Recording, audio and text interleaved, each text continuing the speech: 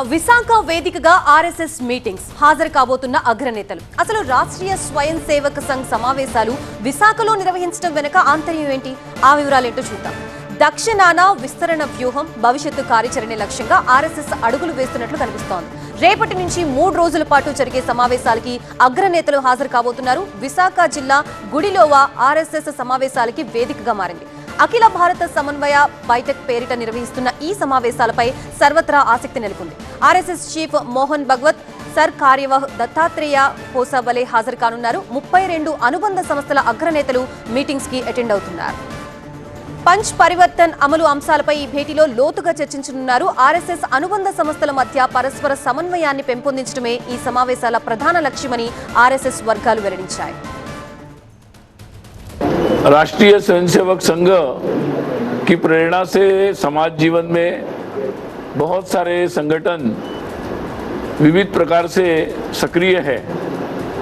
ऐसे संघ प्रेरित संगठन की अखिल भारतीय बैठक प्रतिवर्ष होती है. इस वर्ष ये बैठक अखिल भारतीय समन्वय बैठक का आयोजन यहाँ गुडिलोवा विशाखापट्टनम आंध्र प्रदेश में हो रहा है. यह बैठक कल से अर्थात 19 अगस्त से 19 अगस्त से 21 अगस्त तक 3 दिन चलेगी.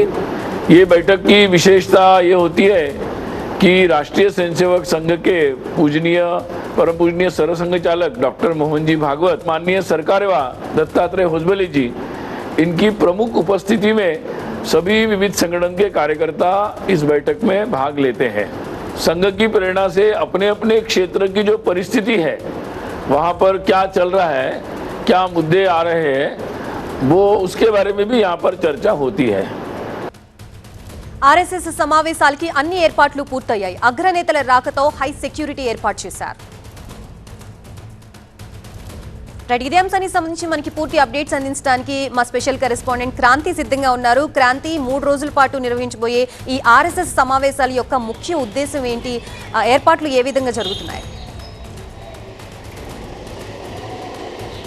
ఇప్పటికే ఏర్పాట్లన్నీ కూడా పూర్తయ్యాయి. రేపటి నుంచి 3 రోజుల పాటు జరగబోయేటటువంటి సమావేశంలో ముఖ్యంగా పలు అంశాలపైన చర్చ జరిపించనున్నారు. దాంతోపాటు సమీక్ష కూడా చేయనున్నారు. ఆర్ఎస్ఎస్కి రిలేటెడ్గా ఉన్నటువంటి ఏవైతే 32 సంస్థలు ఉన్నాయో ఆ సంస్థలకు సంబంధించినటువంటి కార్యకలాపాలకు సంబంధించి కూడా ఎలా చేస్తున్నారు, ఏంటి, వాటి ఓవరాల్గా గ్రౌండ్ రియాలిటీ ఏంటి అని దానిపై ఆ సంస్థలకు సంబంధించినటువంటి ముఖ్య నేతలతో సమీక్ష చేయనున్నారు. భవిష్యత్తులో చేయాల్సినటువంటి కార్యక్రమాలపైన కూడా రివ్యూ చేయనున్నారు. ఓవరాల్గా చూసుకుంటే కూడా ప్రధానమైన టార్గెట్ ఏదైతే ఆ రిలేటెడ్గా ఉన్నటువంటి సంస్థలు ఏవైతే ఉన్నాయో ఆ సంస్థలకు సంబంధించి దేశంలో కానీ రాష్ట్రాల్లో కానీ నెలకొన్నటువంటి పరిస్థితులు, స్థానికంగా కానీ రాజకీయంగా కానీ ఆర్థిక పరంగా కానీ వ్యవసాయ పరంగా ఇలా ప్రతి అంశం పైన క్షుణ్ణంగా చర్చ జరపనున్నారు. ముఖ్యంగా యువతకు సంబంధించి చర్చించనున్నారు. యువత నేడు డ్రగ్స్కి బానిస అవుతున్నారు. దీనికి సంబంధించి మత్తు మాదక ద్రవ్యాల పరిస్థితి ఎట్లా ఉంది, దానికి గల కారణాలు ఏంటి అనే దాంతోపాటు భవిష్యత్తులో అసలు దీనికి సంబంధించి ఎలా ముందుకెళ్ళాలి అనే దానికి సంబంధించి కూడా చర్చించున్నారు. ఆయా సంస్థలు ముఖ్యంగా వ్యవసాయ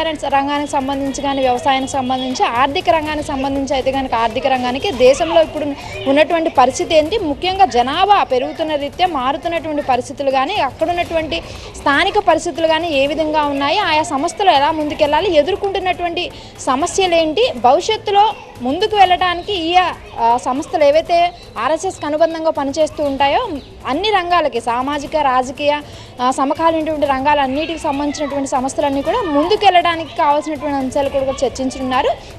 దాంతోపాటు ముఖ్యంగా వీళ్ళకి అగ్రనేతలందరూ కూడా హాజరవుతారు కాబట్టి ఆ ఓవరాల్ రివ్యూ చెక్ చేసుకుని సమీక్షా సమావేశాలు తర్వాత మళ్ళీ షెడ్యూల్ని కూడా ప్లాన్ చేయనున్నారు. ఎందుకంటే మనం చూసుకుంటే ఇప్పటికే అన్ని దేశాల్లో అన్ని రాష్ట్రాల్లో దీనికి సంబంధించి ప్రత్యేకంగా ఆర్ఎస్ఎస్ ఒక కార్యాచరణ తీసుకుని ముందుకెళ్తుంది. ఆర్ఎస్ఎస్లో పెద్ద ఎత్తున యువతను ఆకర్షించే విధంగా కూడా నిర్ణయాలు తీసుకుంటున్నారు. రీసెంట్గా ప్రెస్ మీట్ పెట్టి కూడా ఆర్ఎస్ఎస్ అగ్రనేతలు చెప్పింది కూడా అదే. ఆర్ఎస్ఎస్ పట్ల ముఖ్యంగా యువత ఆకర్షితులు అవుతున్నారు కాబట్టి గతంలో ఎన్నడూ లేని విధంగా కూడా ఆర్ఎస్ఎస్లో జాయిన్ అవుతుంది యువతే కాబట్టి యువత టార్గెటెడ్గా ముందుకెళ్ళాలి. ముఖ్యంగా యువత చెడు దారిన పడుతున్నారు కాబట్టి వారిని సక్రమైన మార్గంలో పెట్టడంతో పాటు హిందూ పరిషత్తుకు సంబంధించినటువంటి స్థానిక సంస్థలకు సంబంధించి కూడా వాళ్ళు ముఖ్యంగా కొన్ని కీలకమైనటువంటి నిర్ణయాలు, భవిష్యత్ కార్యాచరణ కూడా ప్రకటించే విధంగా ఈ సమావేశాలు అయితే జరగనున్నాయి. Thank you Kranti.